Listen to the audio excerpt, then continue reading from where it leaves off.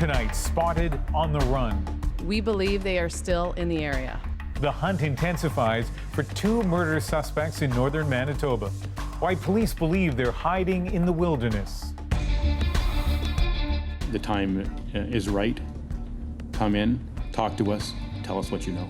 A new appeal in a decades-old investigation into 4 missing seniors in Ontario, now believed to have been murdered in Muskoka.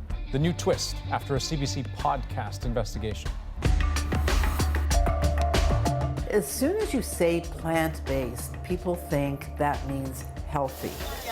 And they're wildly popular and promise to improve your health. But we'll look beyond the label for Beyond Meat burgers. This is The National.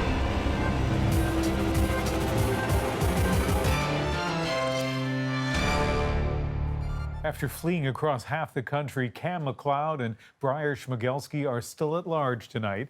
The 2 teenagers charged in 1 murder, wanted in connection to 2 others, continue to evade police.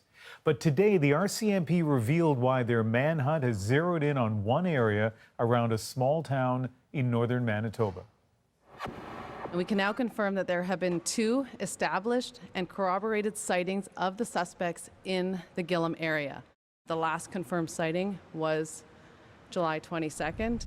2 sightings about 3 days ago and no reports of stolen vehicles suggest to police that somewhere in this wilderness, the 2 suspects are hiding or on the run. McLeod and Schmigelski are wanted in connection with the deaths of Lucas Fowler and China Deese. Their bodies were found here, south of BC's Liard Hot Springs, 10 days ago. The RCMP says they're expecting charges to be laid soon in those killings. McLeod and Schmigelski have already been charged in the murder of Leonard Dick. You'll hear more about him tonight. 6 days ago, Dick was found here, near the suspect's truck, which was burned out. Apparently, the teenagers were still on the move, reportedly spotted here at Meadow Lake on Sunday. Then there were 2 sightings and another burned-out vehicle linked to the suspects near Gillam, Manitoba. That was found Monday, and that's where a trail running thousands of kilometers ends. A single gravel road runs through Gillam, population 1,100, a wilderness community not far from Hudson's Bay, where tonight residents and the RCMP are on alert. The CBC's Angela Johnston is there. The RCMP are moving with purpose in northern Manitoba, searching vehicles at check stops in and out of the community, and taking a careful look at train tracks in the area. Their goal is to find any trace of the 2 young men, now homicide suspects.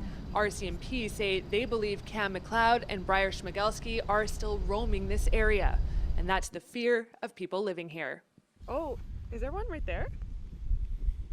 Yeah, that's one of them. And were all the other matches pretty much in this area? Yeah, there was a lot of burnt matches. Billy Beardy is still wary coming to this spot.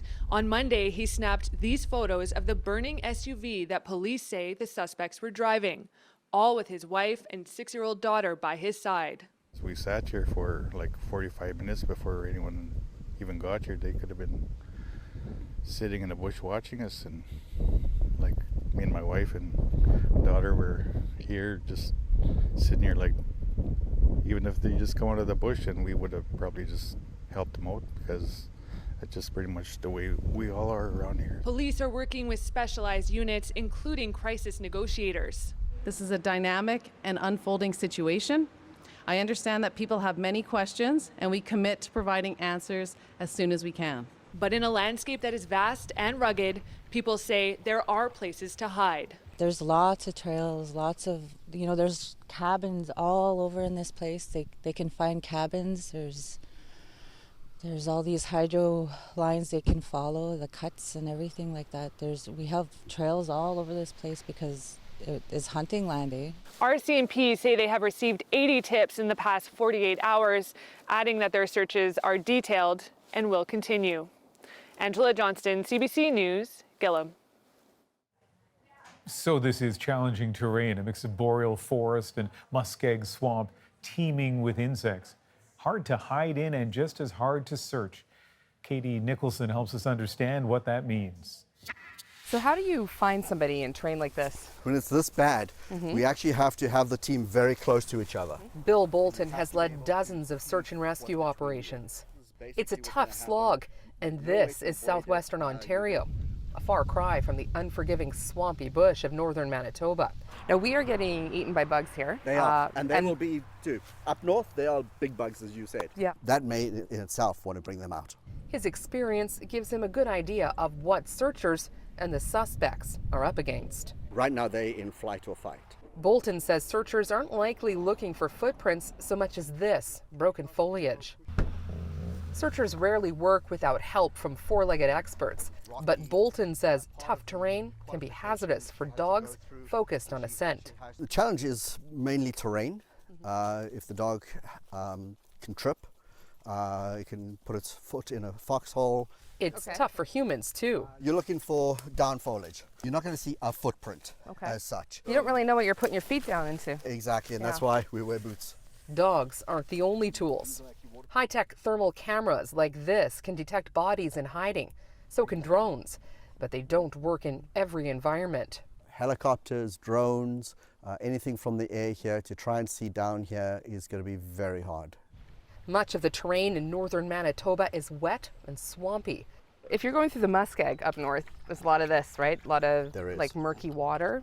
What does that do to your survival chances? Put your foot back in, step out, there's no sign of you. Right. Even though there is an imprint there, it's gone. So in regards to the tracker, that's going to be very hard. In regards to you, it's going to be very hard to walk on. Schmigelski and McLeod are experienced campers, but may not have faced a challenge like northern Manitoba. And the longer the search goes on, Bolton believes their odds of being captured drop. Because they're going to either have to go back into civilization where they're going to be notified that you're here, or you're going to stay in the bush, which means I'm either going to be dehydrated, disorientated, and eventually I'm not going to live much longer. Katie Nicholson, CBC News, Baden, Ontario. We know a lot about the first two victims in this case. Their nationalities have brought international attention.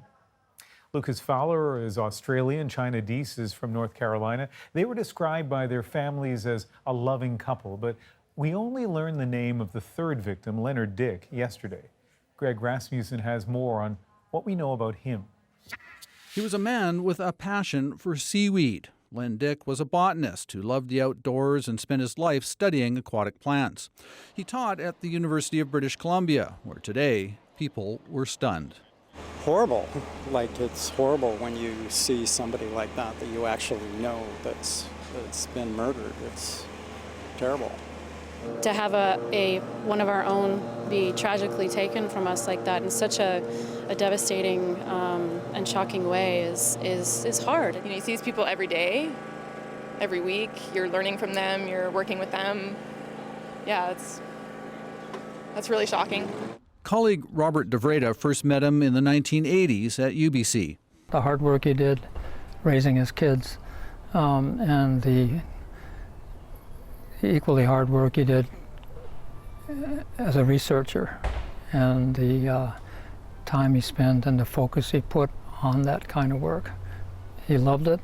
Dick's family issued a statement saying, "We are truly heartbroken by the sudden and tragic loss of Len. His death has created unthinkable grief, and we are struggling to understand what has happened." Dick's body was found beside this road in northern BC. Marks on the ground show two different sets of tire tracks outlined in spray paint by investigators piecing together clues. Police believe the two suspects drove off in Dick's car after burning their truck and camper at this spot just down the highway, a focus of intense interest for the RCMP. Those who knew him said Dick often enjoyed camping and following his passion for plant life, possibly what brought him to these lonely roads in BC's north. Greg Rasmussen, CBC News, Vancouver. And we'll be watching for updates on this search live all night here on The National. And a reminder about the suspects. Police say Schmigelski and McLeod are both 6'4", just under 170 pounds. They may have changed their appearance. If anyone spots them, police stress do not approach. Call 911 or local police immediately. All right, now to another police investigation. This one focused in Ontario's cottage country. Andrew, it's about 4 senior citizens who went missing more than 20 years ago. Yeah, police made a new appeal today and for the first time called what happened homicide. Joan Lawrence. Locals called her the Cat Lady because she had dozens of cats. She lived in a tiny, squalid shed on property owned by the Land family. She disappeared as she prepared to confront her landlords with suspicions that they were stealing from her. 3 other missing seniors, all men, also lived on one of the Land's properties in an unlicensed retirement home. Their bodies have never been found. Now, interest in the case has never really subsided, thanks in part to investigations by the CBC, including a recent podcast. Here's Lisa Shing to tell us how the story moved forward today, more than 20 years after it started. This is a homicide investigation. A revelation from police and a renewed plea to the public. Come in, talk to us, tell us what you know. They're hoping someone finally comes forward to shed new light on the disappearance of John Semple, Ralph Grant, John Crofts, and Joan Lawrence, affectionately known as the Cat Lady. She just looked really lonely. Linda Charbonneau worked at a grocery store where Lawrence went for the free coffee a few times a week for 2 years. I was hoping that they would say that, maybe someone came and confessed. But there was nothing like that. All 4 had one thing in common: where they lived. The 3 men lived in this house near Huntsville, one of several properties owned by members of the Land family. They rented out rooms to seniors, advertising meals, activities, and care. But the police investigation revealed some seniors were getting Kraft dinner 3 times a day, and the living conditions weren't what the brochures advertised. Lawrence paid $600 a month for this shed. No plumbing, no electricity, no insulation. Her final days were spent in this van parked nearby. Police now say she died somewhere on the property. The former owners of these properties have never cooperated with police. 12 others died under their care, and while police didn't find those deaths to be suspicious, this was. The Lands continued cashing their checks after they died. Some family members were convicted of fraud. Charges against David Land were withdrawn. Even though David and his uncle Ron Allen were named as suspects in Lawrence's murder in a police warrant, they were never charged because they never found her remains. Somebody holds the key, and somebody just needs to come forward and let's put these seniors to rest. Charbonneau says a resolution would help her and the tight-knit community move on all these years later. Lisa Shing, CBC News, Huntsville, Ontario. Now, I want to turn to a journalist who has spent years sifting through every last detail of this case and whose dogged investigation, by the way, was almost certainly a factor in prompting police to finally speak out today. Xander Sherman led the top-rated podcast, The Cat Lady Case, part of the Uncover series from CBC Podcasts, and he joins us now from Halifax. So, Xander, you know the ins and outs of this case better than almost anyone. What did you make of today's news conference? Well, this is the first time that the OPP has given a news conference about the case. It's the first time that lead investigator Rob Matthews has spoken about the case. So I was very curious to see it, like a lot of people. I think that the OPP, by releasing photos, which was one of the big takeaways of the press conference, we see finally the conditions that Joan Lawrence, the Cat Lady, was living in. I think they're hoping to spark a reaction from people because we can see from the photos that she was living in deplorable conditions. Does any of what you heard today give you a different sense of how close police might be to actually solving the case? I don't think we really got a sense of that today. They say that the case has never been closed, that it's never been cold, that they've always been working on it.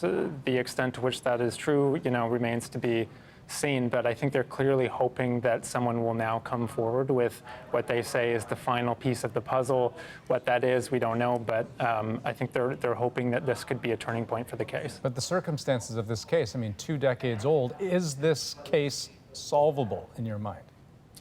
In my mind, it is solvable. They've never found the bodies of the 4 seniors who went missing, so that would be an amazing discovery if that happens.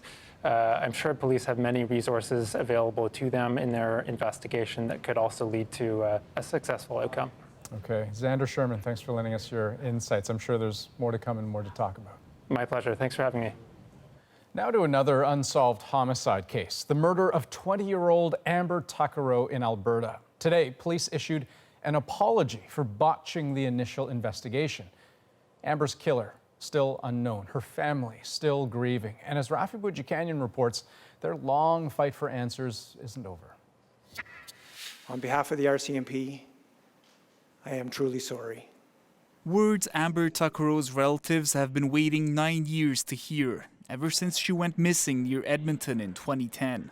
I fully acknowledge that in the early days of our investigation into Amber's disappearance, that it required a better sense of urgency and care.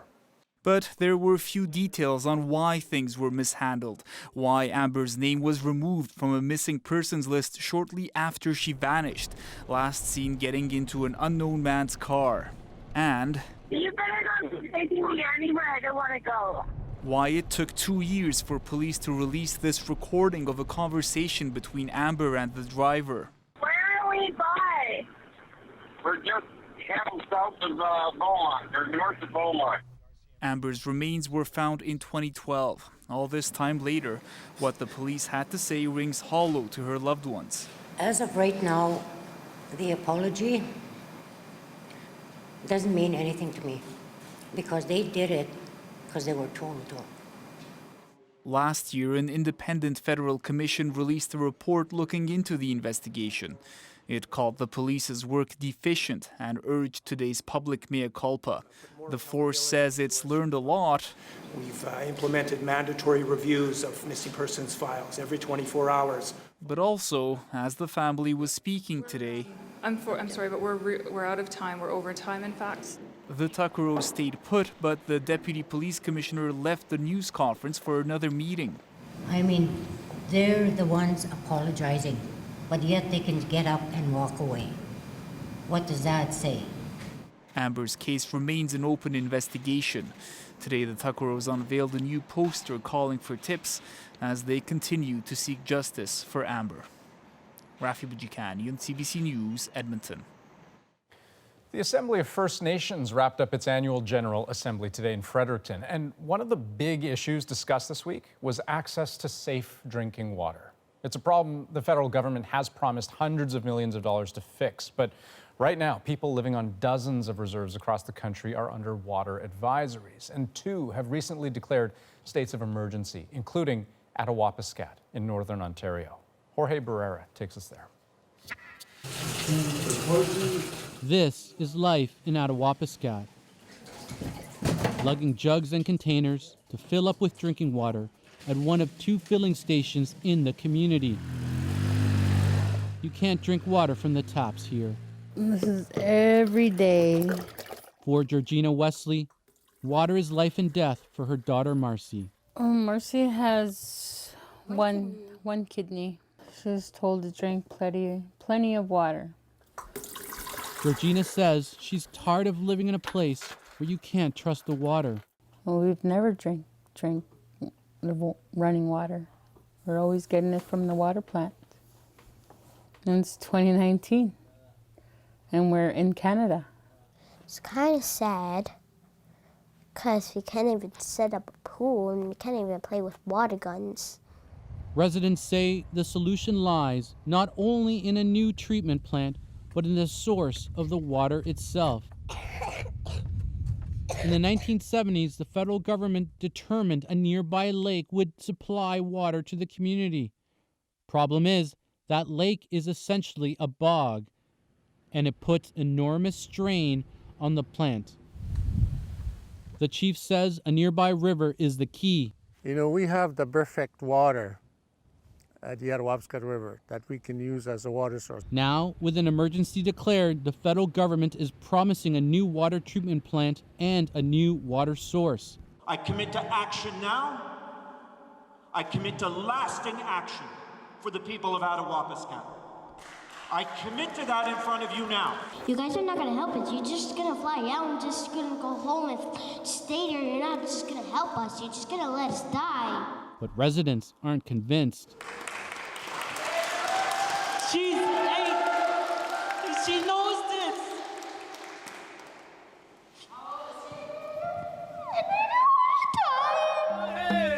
The chief is also facing criticism. 50 marched through the community demanding he push harder for action.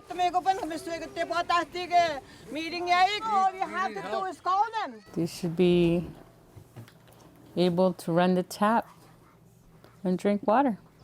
Jorge Barrera, CBC News, out of Wapiskat First Nation. We're following several other stories tonight, including a disturbing discovery in Ottawa. A fetus was found outside a barber shop this morning. Police say it was less than 20 weeks old and was left underneath a piece of cardboard. There was a message written in chalk on the wall, "Jesus, take care of this child that lies here." We're still at the beginnings of trying to understand what happened. Police say the mother has received medical help and that it's not a criminal matter. Well, it's a shock for sure in a small community, and you feel upset to your stomach and everything. And 2 people are dead after a shooting in New Brunswick. The RCMP called to DJ Marine. That's a business about 130 kilometers north of Moncton. At around 7:30 this morning, they discovered 2 bodies but are releasing few other details. The Major Crimes Unit is now investigating. Ahead on the National, tracking fake honey, why the counterfeit product isn't so sweet for Canadian producers. But first, beating the heat this summer and the next, how Olympic athletes are training for the games ahead. Everyone's going to suffer. All the time's going to be a little bit slower. What the difference is who prepares the best for it.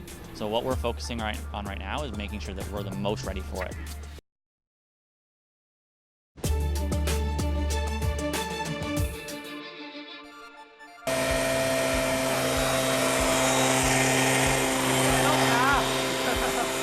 Surprising, people are trying to find creative ways to cool down during a record-breaking heat wave like this one in Europe.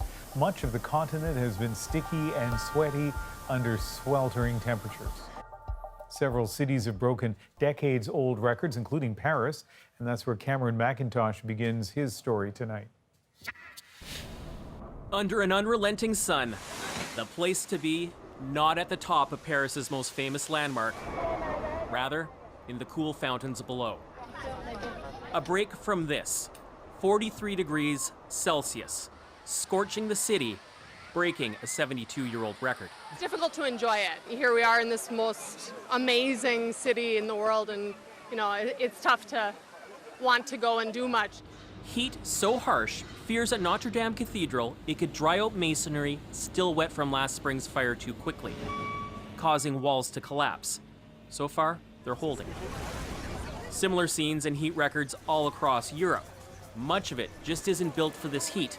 Air conditioning is a rarity. We are observing the weather since 1833, so nearly 200 years, and we never experienced this kind of temperatures. Here in the UK, it hasn't been quite that hot, but today was still record-setting for the hottest July day ever recorded. 38.1 degrees. London's Russell Square, a popular spot for shade seekers. The train was hotter because the aircon had broke, so I've had a 4-hour journey with no aircon, so this is quite cool in comparison. She's actually lucky. Across the UK, heat caused several rail cancellations as tracks threatened to buckle. Well, our railway is geared up to run around the norms of the UK temperatures, and therefore when we go outside of that, which is what's happening today, we have to put in special measures. Not everyone commutes, and it's hard to stay cool when you wear fur or are used to a colder climate. This is Europe's second heat wave in a month. Experts say a warming climate is amplifying. In normal conditions, we'd see heat wave conditions and temperatures around kind of just above average, but you add that extra layer of heat on, that's when we start to break those records. European authorities are reporting a handful of heat-related deaths.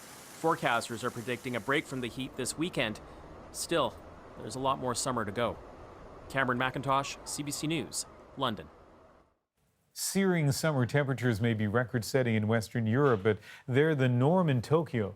With extreme humidity, stepping outside can sometimes feel like stepping into a steam room. That's not ideal when you're competing at the world's largest sporting event. Tokyo's Olympic Games are now just a year away. As Devin Haru learned, for Canadian athletes, heat training may be just as critical as diet and fitness. As if race walking for 50 kilometers wasn't difficult enough, Olympian Evan Dunphy has yet another challenge as he prepares for Tokyo 2020, finding a way to beat the heat. The sun's beating down on you, it's just willing your body to take one more step. 3 years ago, Dunphy found himself in the scorching Rio sun, 32 degrees, making those last steps nearly impossible. He finished just off the podium in 4th that day. In Tokyo, temperatures are expected to soar above 40 degrees. Everyone's going to suffer. All the time's going to be a little bit slower. What the difference is who prepares the best for it. So what we're focusing on right now is making sure that we're the most ready for it. Dunphy and his medical team are obsessed with tracking what his body does in sweltering conditions. He's been heat training for more than a year, even ingesting a computerized pill that records his core temperature while he's competing, a tool he'll be using this weekend at the National Championships in Montreal. Just being able to use that data after to see what it did to my core temperature, and that data we'll use directly towards our strategies for Doha this year and for Tokyo next summer. Long-distance athletes will be affected most by soaring temperatures, but for some, like hurdler Sage Watson, the heat is welcome. I feel like for sprinters and jumpers, we're not on the track that long, so as long as we're staying hydrated and keeping cool, it's perfectly fine. One of Canada's fastest sprinters, Aaron Brown, says the hotter, the better. Heat for sprinters is the best environment for us because we like to have our muscles warm and have them firing because it's a lot of short, explosive movements. The Olympics begin during the peak heat period in Tokyo, July 24th until August 9th. The Paralympics are scheduled for late August into September when there's some relief from the sweltering heat. But Paralympic track star Nate Reese knows it will still be a factor. I think just having the mindset, training where it's hot, you have to go where it's hot. If not, your body's just simply going to be shocked. Something the sports medicine lead for Athletics Canada is trying to help every Canadian Olympian avoid. Your core temperature, which is normally 37 and a half, might reach 39 or even 40 Celsius. In very extreme situations, you can have heat stroke, which can be fatal. Stellingworth believes teams which master the heat will best their competition too. Some countries will be behind the 8 ball, and it's a strategic advantage then to handle the heat better than others. With Tokyo 2020 expected to be the hottest Olympics ever, Team Canada needs to keep their cool. Devin Haru, CBC News, Toronto. I'll stick with the Winter Games. When we come back, why fake honey continues to pour into Canada. And going beyond the trend, how healthy are plant-based burgers? As soon as you say plant-based, people think that means healthy. But potato chips are plant-based, and that doesn't mean that they're the best choice.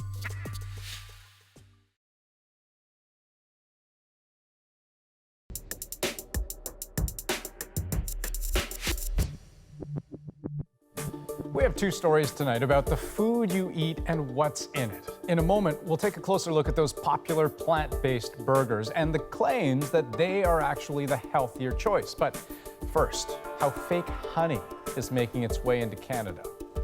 It's tough to see and difficult to taste the difference, but the Canadian Food Inspection Agency says some imported honey is being cut with cheap sugars and passed off as the pure stuff. And as Ali Chiasson explains, for all those Canadian businesses who make genuine honey, they're scrambling to make ends meet. Oh, wow, look at that. I can just taste it like this. Wait. Oh my God. There's no faking that. It's supposed to be simple. Honey comes from bees. And they just suck out the sweet stuff, and that's what we extract as honey. The real stuff, not the fake honey the Canadian Food Inspection Agency is cracking down on. These are the people whose job it is to make sure Canadians aren't being duped.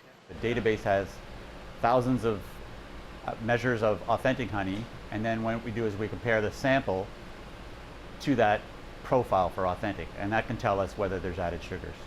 Corn versus honey, right?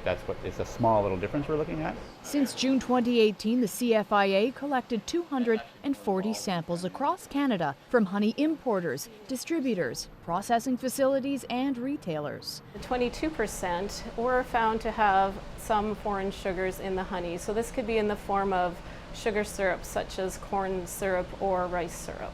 Canadian producers say they've been getting stung by the food fraud for years and are struggling to compete with counterfeit prices. So we're trying to support the family, and selling honey wholesale in the barrel on the world market was really difficult. And so we said this is not sustainable.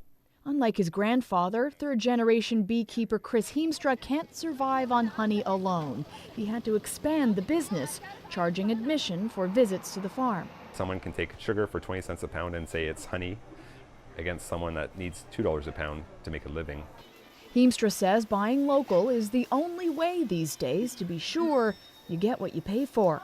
Try to find somebody that's got their name on a bottle, beekeeper, look at them, see if they got dirt on their hands and they've got swollen cheeks or something, bee stings. Ali Chiasson, CBC News, Aylmer, Ontario. Now, there are also questions about another food Canadians just can't seem to get enough of. Beyond Meat burgers are plant-based, but designed to look and taste just like beef. And of course, they're all over the place, right? In major chain restaurants and at thousands of grocery stores across the country. Now, the company claims Beyond products are better for the environment and better for your body. Christine Birak looks at what the science says. They cook, look, and now taste a lot alike. Like no meat? That's plant. What plant? It tastes exactly like meat. The big question now, is one healthier than the other? We asked a food scientist for his take. I would say to look at the nutrient composition, and you'll probably see that the level of protein, carbohydrates, and fat are actually very similar between the two products. Where ground beef and plant-based burgers differ is what goes into them. In terms of ingredients, are there any additives and fillers in this too? Nope. Colors? Or... So this would just be beef. One ingredient versus about 20 in a Beyond Meat burger, including various proteins isolated from plants, oil, sugar, and salt. So is it healthy? Probably not, and especially whenever we consider that this product is an ultra-processed food product. Ultra-processed foods are often prepackaged, high in salt, sugar, or fat, and they contain several ingredients but few nutrients. Beyond Meat makes broad claims like improving human health. It states the increased cancer and heart disease risk associated with eating processed meat, but offers no evidence backing up their own products. If you're going to say that there's less risk of disease, then let's see the clinical research. Emerging evidence shows we're getting more of our calories from these ultra-processed and packaged foods, and those eating higher amounts are at an increased risk of high blood pressure, diabetes, and obesity. As soon as you say plant-based, people think that means healthy, but potato chips are plant-based, and that doesn't mean that they're the best choice. Now there's so many different kinds of veggie burgers. That's right, and there's only one veggie burger in my heart. Chef David Lee cooks up planta burgers at his vegan restaurant. A mushroom mix, beans, a little bit of tempeh, oats. Whole foods and simple ingredients. I didn't want to put anything that people wouldn't recognize. And plant-based or meat, there's a lot that goes on top. Another reason why burgers shouldn't come with a side of health claims, but remain a delicious treat. Christine Birak, CBC News, Toronto. Up next on The National, we go beneath the ocean's surface to understand how noise is threatening the southern resident killer whale. And you could see that these residents especially were trying to forage amongst this din of noise. It was eye-opening. To be a whale, it isn't an easy life, I would say, these days.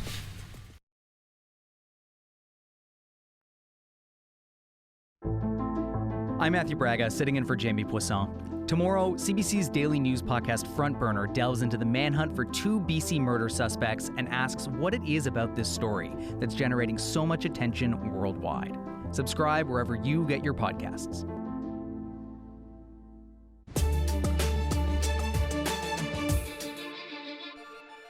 오늘 오전 북한이 South Korean officials are speaking out after North Korea fired 2 short-range missiles.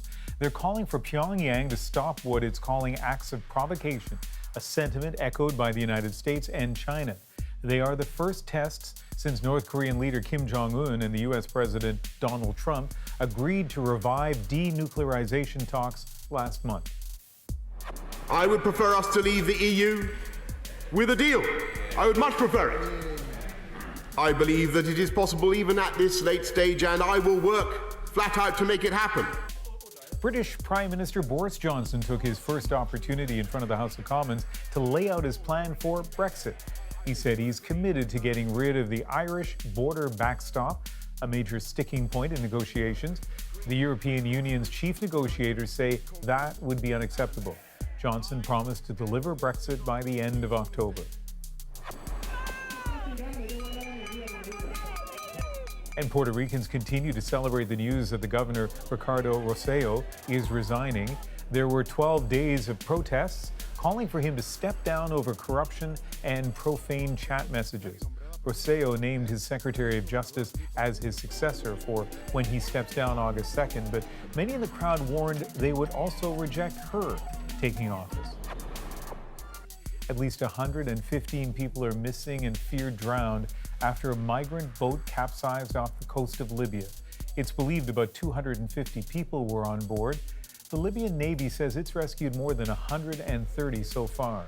The UN is calling this the deadliest shipwreck in the Mediterranean so far this year, and it brings the death toll of Mediterranean migrants to more than 600 this year. Off Canada's west coast, it seems so peaceful, but beneath the surface, it can become surprisingly noisy, and that poses a threat to endangered whales. Researchers have been working to measure that threat and try to reduce it. Briar Stewart went to BC's Gulf Islands to see where things stand. Here's another look at what she found.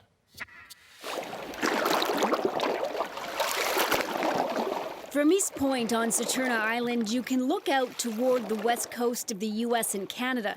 And if it's the right time of year, and you're really lucky, this could be your view.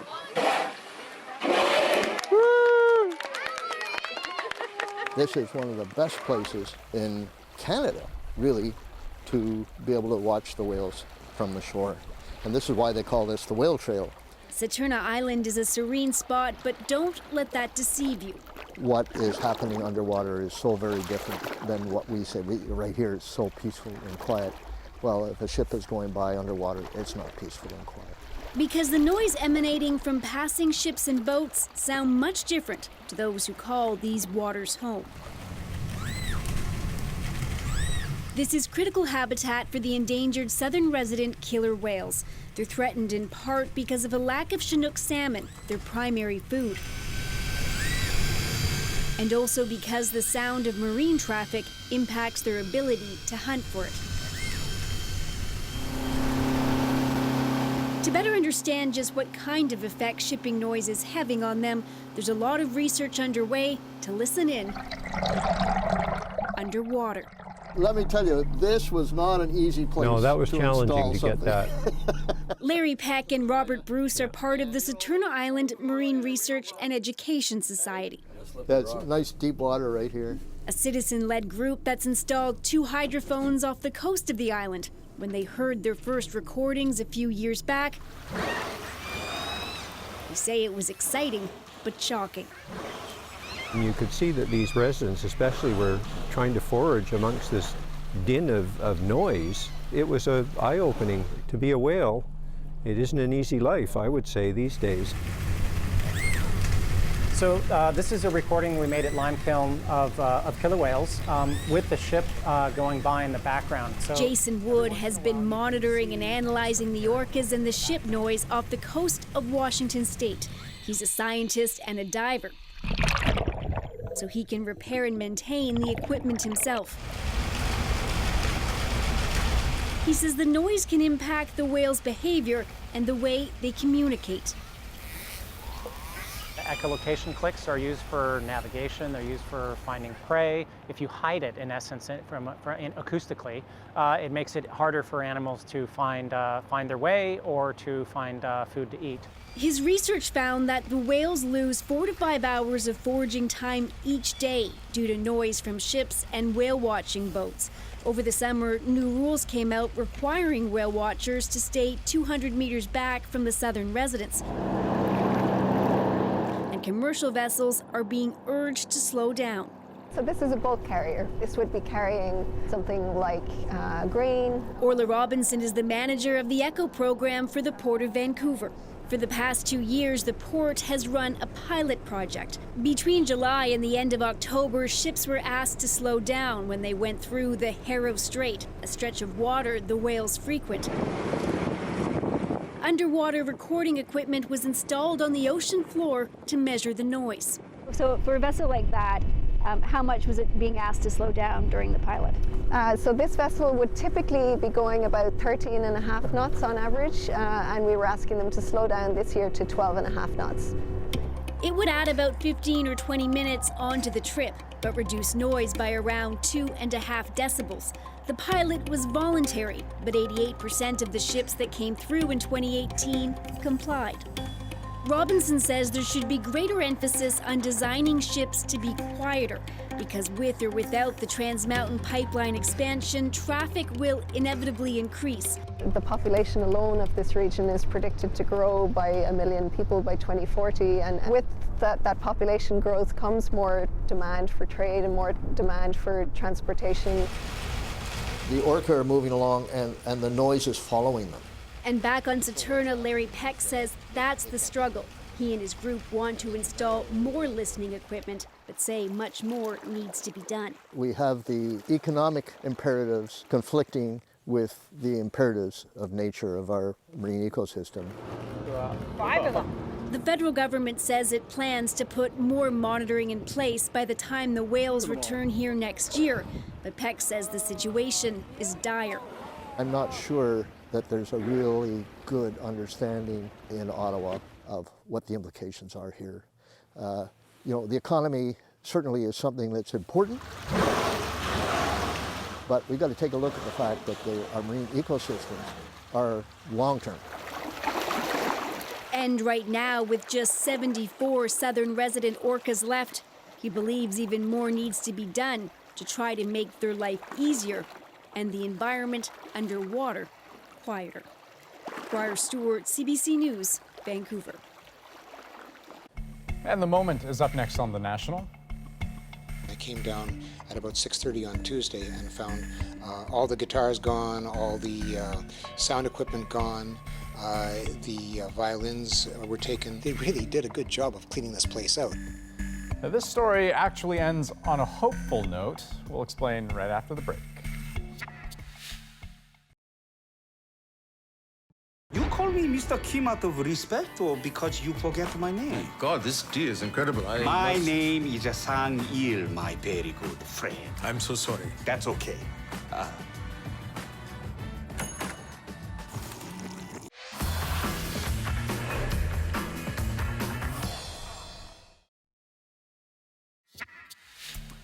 The Cabbagetown Community Arts Centre in Toronto offers free music lessons to kids who need them. But folks there were devastated earlier this week when dozens of their musical instruments were stolen. But since then, things have started to look up, with donations and money starting to pour in. And so, this show of support and a community coming together make up tonight's moment. Came down at about 6:30 on Tuesday and found all the guitars gone, all the sound equipment gone, the violins were taken. They really did a good job of cleaning this place out. We started up a GoFundMe page, and the response has been overwhelming from the community. It's people that have come in from as far away as Guelph, in some cases, to give us guitars or instruments that they haven't played. They've bought them, but they haven't played them for 20 years, and so they decided to donate them. A couple of people actually gone to some of the music stores around Toronto and bought new instruments and given them to us. Overwhelming is the only word I can think of to describe the community response here. You know, it was shocking that it happened, but it has made us stronger and just much more aware and grateful. Yeah, well, and there's a lot to be grateful for. He mentions the GoFundMe. They've raised more than $20,000 to replace those musical instruments, and they help a lot of kids, more than 200 kids registered in their programs. Which makes me think of, and this is repeated right across the country, but my junior high school, Brian March, years ago, he taught so many kids band, kids that never thought of themselves as musicians. And I know just in the couple of years that I went through that, how life-changing it was for people. And clearly, I mean, this program's been going on, I think, for 40 years. I'm sure it's been life-changing for many families there. Yeah, no doubt. I still remember, my music teachers were maybe the teachers that had the biggest impact on me in school and high school is what I'm thinking of in particular. And as my parents can attest, musical instruments ain't cheap. Yeah. That's the National for this July 25th. Have a good night. Good night.